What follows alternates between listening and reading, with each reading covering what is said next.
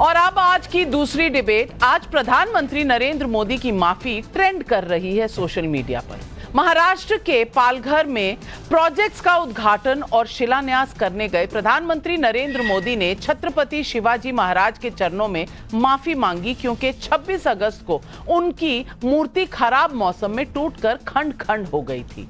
4 दिसंबर 2023 को सिंधुदुर्ग में नौसेना भूमि पर इस मूर्ति का उद्घाटन नरेंद्र मोदी ने ही किया था। समुद्री रक्षा में शिवाजी महाराज के योगदान के लिए ये 35 फीट ऊंची स्टील की मूर्ति लगाई गई थी, ये तथ्य बताते हैं। लेकिन मूर्ति के धराशायी होने के बाद इसे शिवाजी महाराज का अपमान और भ्रष्टाचार का मुद्दा बताकर कांग्रेस, शिवसेना, उद्धव ठाकरे ग्रुप और एनसीपी के शरद पवार ग्रुप हमलावर थे। आज प्रधानमंत्री मोदी ने इस पर माफी मांगी, लेकिन कांग्रेस का आरोप है कि ये माफी नहीं, ढोंग है। अगर मोदी वाकई में अपने इस अक्षम्य पाप के लिए माफी मांग रहे हैं तो वे महाराष्ट्र के मुख्यमंत्री और डिप्टी मुख्यमंत्री को अपने पद से हटाएं। एनसीपी शरद पवार का कहना है कि कितनी भी माफी मांग लो, शिवद्रोह की माफी नहीं मिलती। वैसे नरेंद्र मोदी ने शिवाजी महाराज पर माफी तो मांगी, लेकिन सावरकर का अपमान करने वालों पर सवाल भी उठा दिया। राहुल गांधी सावरकर को कायर बता चुके हैं। सवाल पब्लिक का है कि शिवाजी पर माफी, लेकिन सावरकर पर मोदी का संग्राम। मोदी की माफी क्या काफी है? लेकिन बहस शुरू करूं उससे पहले सुनिए प्रधानमंत्री का ये बयान। पिछले दिनों सिंधुदुर्ग में जो हुआ, मेरे लिए, मेरे सभी साथियों के लिए छत्रपति शिवाजी महाराज ये सिर्फ नाम नहीं है। हमारे लिए छत्रपति शिवाजी महाराज आराध्य देव है।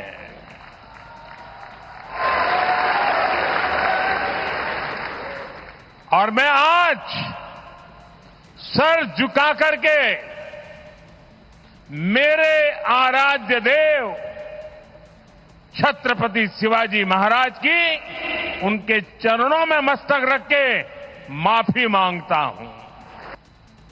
वीर सावरकर को गालियां देने के बावजूद भी माफी मांगने को जो तैयार नहीं है,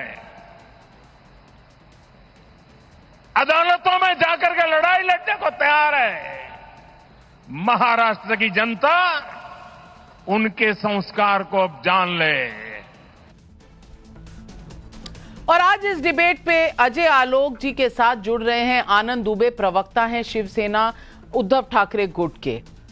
आज आनंद दुबे जी, सवाल इतना ही है, जिनको आप डिक्टेटर कहते थे उन्होंने आज नतमस्तक होकर शिवाजी महाराज के चरण पर माफी मांगी, और इसके बाद ये मुद्दा खत्म नहीं हो जाता, क्योंकि आप तो बैठे हैं उनके साथ जो सावरकर को कायर कहते हैं, और आपने हर बार वार किया है तो सिर्फ बीजेपी पर।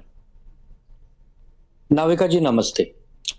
छत्रपति शिवाजी महाराज की मूर्ति और उनकी प्रतिमा हमारे लिए कोई मूर्ति और प्रतिमा नहीं है, हमारे लिए एक आदर्श, एक सम्मान का भी परिचायक है। जिस प्रकार उनकी मूर्ति को लगाने में जल्दबाजी की गई, जो मूर्ति की हाइट थी उसको जिस प्रकार से बड़ा कराया गया, जिस प्रकार आनंद फानंद में प्रधानमंत्री जी ने उस मूर्ति का उद्घाटन किया, ये सब विवादों के घेरे में। अगर कोई मूर्ति लगा दी जाती 25-50 साल के बाद वो गिर जाती, हो सकता था कि लोग कहते कि पुरानी हो गई थी, जर्जर हो गई थी। लेकिन जिस मूर्ति को अभी 1 वर्ष भी नहीं हुए हैं, बहुत सारे हम देखते हैं कि आजादी के बाद 1950 के बाद 2024 में हम बैठे हैं, सैकड़ों हमारे महापुरुषों की मूर्तियां लगी हैं। बहुत सारी मूर्तियां तो समुद्र तट के बिल्कुल किनारे हैं। सरदार वल्लभ भाई पटेल जी की मूर्ति नर्मदा नदी के तट पर है। गेटवे ऑफ इंडिया समुद्र, मुंबई के एकदम समुद्र तट पर है।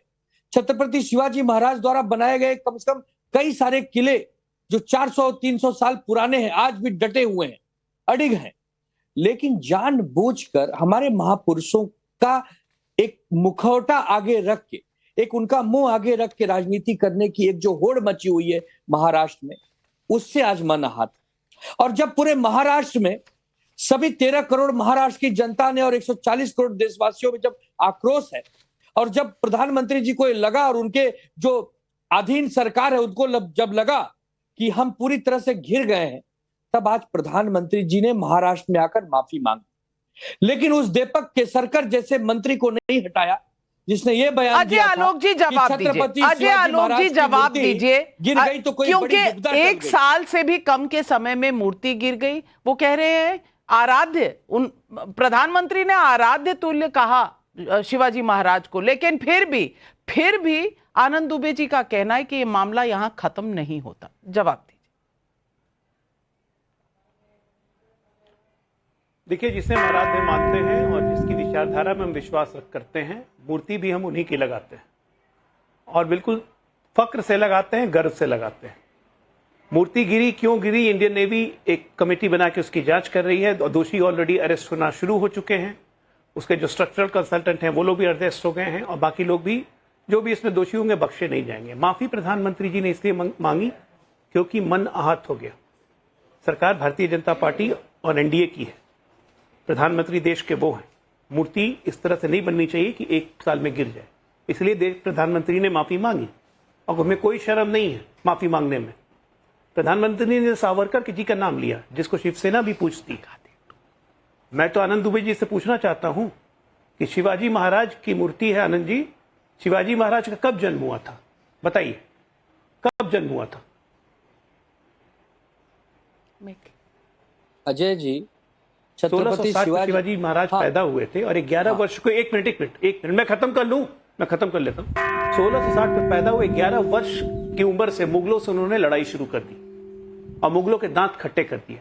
आप तो आज वैसी पार्टी बन गए हैं कि उन्हीं मुगलों के साथ बैठ के आप सत्ता की मलाई खा रहे हैं।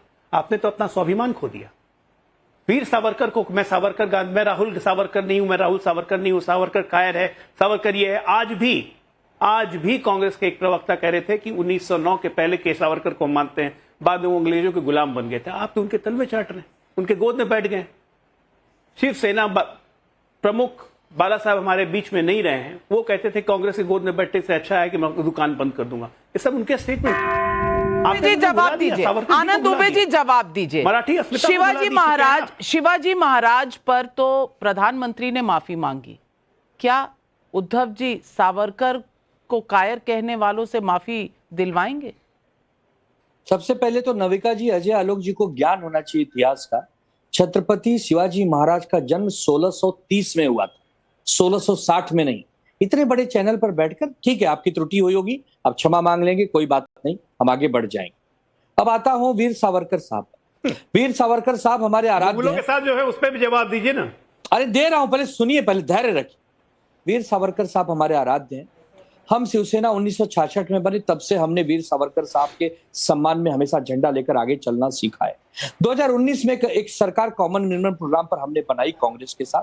कांग्रेस वीर सावरकर साहब को नहीं मानती है, सावरकर उनको माफी वीर कहती है, जो भी कहती है। हमने आपत्ति दर्ज कराई, हमने कहा देखिए राहुल गांधी जी, आप महाराष्ट्र की धरती पर आ रहे हैं, आप अपनी जन आशीर्वाद तो आपने आपत्ति दर्ज कराई, उन्होंने केस दर्ज कराया, तो ये मुद्दा अगर महाराष्ट्र की अस्मिता का है तो फिर शिवाजी महाराज की अस्मिता, सावरकर की अस्मिता, दोनों ही महाराष्ट्र की भूमि पर जरूरी हैं।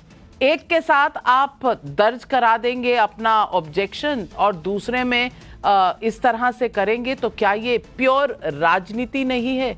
ये चुनाव के लिए अपॉर्चुनिज्म नहीं है? यही सवाल आज पब्लिक पूछ रही है। आज हमारे साथ जुड़े आनंद दुबे जी आपका और अजय आलोक आपका बहुत बहुत धन्यवाद। आज बस इतना ही, दर्शकों लेती हूं आपसे इजाजत। नमस्कार।